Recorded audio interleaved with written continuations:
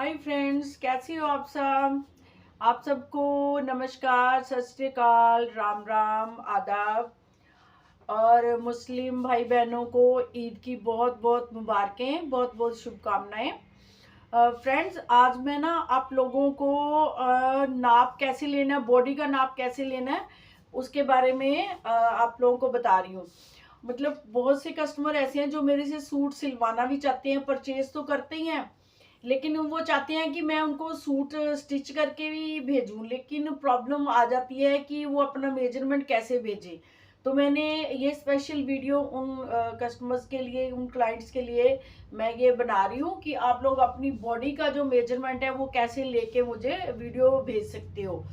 तो सबसे पहले ये जो डमी है, ये बिल्कुल हमारी बॉडी के हिसाब से ही इसकी सारी शेप बनी हुई है। तो सबसे पहले मैं साथ साथ आपको ना बहुत सारी काम की बातें भी बताऊंगी। पर शर्ट का मेजरमेंट कैसे लेना है, कोशिश करूंगी मैं पैंट का भी बताऊं, लेकिन अगर वीडियो लंबी होगी तो फिर सिंपल शर्ट का ही बताऊंगी। सबसे पहले आपने लेंथ लेनी है। तो कैसे लेनी है, ये जो नाप है, ये 1 2 3 वाला जो है इंचेस, ये नीचे करना है और ऐसे करके कंधी से यहाँ पकड़ना है, ये देखो। और ये देखो, यहाँ पे डमी पे सिलाई है एक, इसका मतलब है कि ये सबसे पहले आपने लंबाई लेनी है अपनी, जो भी आपकी लंबाई होगी ऐसे करके। अब ये देखो, ये 44 है, 45 है, 46, जितनी भी आप लंबाई लेना चाहते हो वो आप लंबाई ले लेना। सूट जब बनेगा, शर्ट बनेगी, तो उसमें कितनी कितनी लूजन डलनी है वो सारी मैं बताऊंगी। उसके बाद आपने सेकंड जो लेना है नाप, वो आपने यहाँ का लेना है। ये अपर चेस्ट बोलते हैं इसको, ये अपर चेस्ट का नाप लेना है। तो जैसे ये देखो, ये 38 आ रहा है, 38.5, 38 अपर चेस्ट आ रहा है और 38.5 जो है वो मेन चेस्ट का नाप इसका आ रहा है। अभी हमने इसके बाद लेना है कमर का नाप। तो ऐसे ही आप अपनी कमर का नाप जो है वो लेना। कमर का नाप है 30.5। तो ये हो गया आपका 30.5। अभी लेना है हिप का नाप लेना है। जैसे आपकी बॉडी है, बॉडी के हिसाब से पूरा पूरा नाप लेना है। कितनी लूजिंग डालनी है वो मैं फिर अभी आपको बताती हूँ, पहले एक बार नाप लेना सिखा दूँ। तो ये हिप का नाप यहाँ से लेना है। जहाँ पे आप जितना लंबा चाक पहनते हो, जितना लंबा चाक पहनना है वहीं से ये नाप लेना है। अगर चाक ऊंचा पहनते हो, थोड़ा सा ऊपर पहनते हो चाक, मतलब कि यहाँ से जो फिटिंग की सिलाई आती है, वो सिलाई अगर आपको थोड़ी सी ऊंची चाहिए, कई लेडीज को पैंट के साथ थोड़ी 13 इंच पे होती है, नॉर्मली 15 पे होती है। तो उसी जगह से आपने नाप लेना है। ये नहीं है कि नाप तो आप ले रहे हो यहाँ से और अभी आप फिर बोलोगे मेरे को कि यहाँ से मेरे को इतने चाक चाहिए, तो वो नहीं चलेगा। जितना आपको लेना है उतना ही है। तो इनका ये देखो, ऊपर से मैं देखती हूँ कितना आता है। ये देखो, हाँ, ये नॉर्मली 22 ही होता है सबका, 21.5, 22। तो यहाँ यहीं से मैं नाप ले रही हूँ।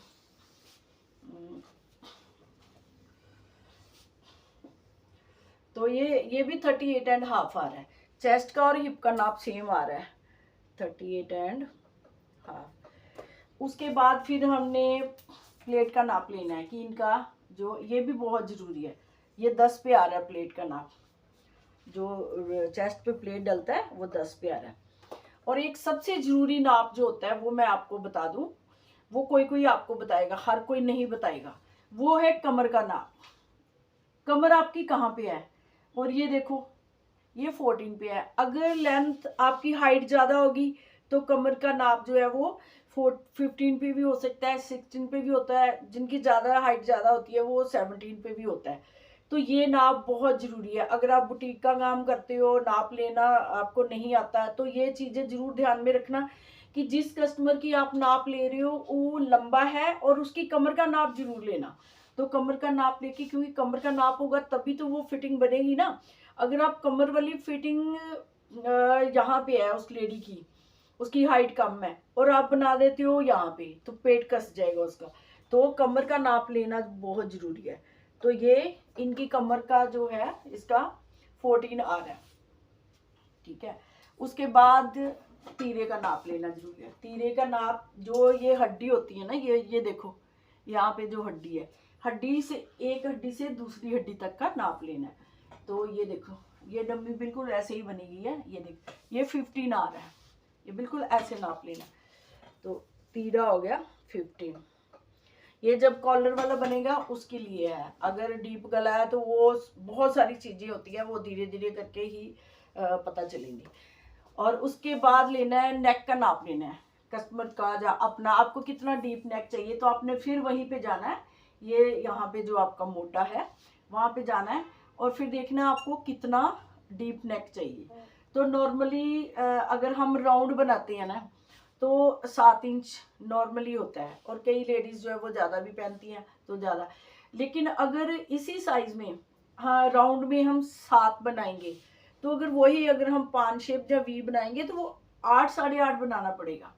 अगर आप वी शेप में ही 7 बना देंगे तो आपका गला जो है वो सारा ऐसे चिपक जाएगा, यहाँ पे हो जाएगा, सारी फिटिंग ही खराब हो जाएगी सूट की। तो ये बहुत ज़रूरी बात है, मतलब बहुत ही इम्पोर्टेंट चीज़ है ये गले वाली जो होती है। और दूसरी और बात, ब्रॉड की भी, जितना गला पीछे से बंद रखोगे उतना आपको ब्रॉड ज़्यादा रखना पड़ेगा। अगर पीछे से गला डीप होगा तो ब्रॉड कम होगा। बहुत सारी चीज़ें होती हैं, ये एक ही दिन में स्टिचिंग जो है वो नहीं आती, वो धीरे धीरे आती है। तो स्टेप बाय स्टेप मैं आप लोगों को सब बताऊंगी। तो ये अभी मैंने इसका गले का ले लिया है, फ्रंट नेक लिया है 7, ठीक है।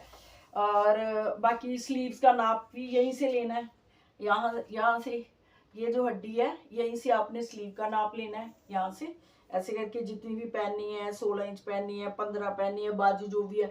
उसके बाद जो स्लीव्स की ये मोटाई होती है ना, ये वाली, ये नाप लेना बहुत जरूरी है। ये देखो मैंने कहाँ से लिया नाप, तो ये नाप बहुत जरूरी है। ये वाला नाप मेरा 13.5 है, तो मैं एक सिंपल 16 इंच लंबाई रख। यहाँ का नाप लेने के बाद आपको ये जो आर्म होल है, हमारा जो मोटा है, ये यहाँ से ऐसे राउंड, इसका नाप भी बहुत ज़रूरी है लेना। अगर आप इसका नाप सही नहीं लोगे तो बहुत सारी चीज़ें जो है गलत हो जाती हैं। यहाँ पे झोल आना शुरू हो जाता है, ये वाली जगह पे ये कपड़ा बहुत लूज़ होना शुरू हो जाता है, ठीक है। तो अभी मैं सिर्फ शर्ट का ही आपको बता पा रही हूँ क्योंकि बहुत वीडियो काफ़ी लंबी हो रही है, और अभी ये भी बताना है कि कितनी कितनी लूजिंग डालनी है। तो आज के लिए बस सिंपल शर्ट का ही है। अभी मैं बताती हूँ आप लोगों को कि लूजिंग कितनी। तो ये था सिंपल शर्ट का मेजरमेंट कैसे लिया जा सकता है। और अब मैं आप लोगों को बताती हूँ कि कितनी कितनी लूजिंग डालते हैं जब हम इसको स्टिच करते हैं। तो जो मेन चेस्ट का नाप लेके चलते हैं, मेन चेस्ट है जिससे 38.5, तो इसमें 3 इंच की लूजिंग डलेगी तो वो हो जाएगा 41.5, मतलब 41.5। और जो कमर है, कमर का है नाप, बॉडी का मेजरमेंट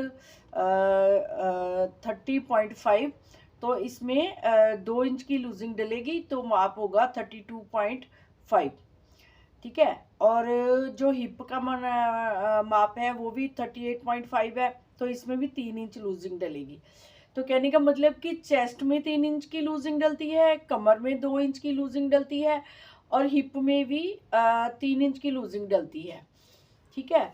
तो अगर बैक पे प्लेट डालना है तो फिर वही 3 इंच की लूजिंग ही डालनी पड़ेगी उसमें भी, ठीक है। तो ये है आज का मेजरमेंट, और ये कोई फिक्स नहीं है कि ये सबके साथ, सबका सूटों के साथ इतना ही होता है, वो डिफरेंट होता है। वो अब आप लोगों को एक्सपीरियंस करना होगा, देखना होगा कि कितनी लूजिंग डालनी है कितनी नहीं। ये एक मेन है एक कि ऐसे लूजिंग के बिना जो है वो बनते नहीं। कई बार हैवी साइज होता है बहुत ज़्यादा, तो उसमें लूजिंग डलती नहीं है, बिना लूजिंग के ही वो सही आता है।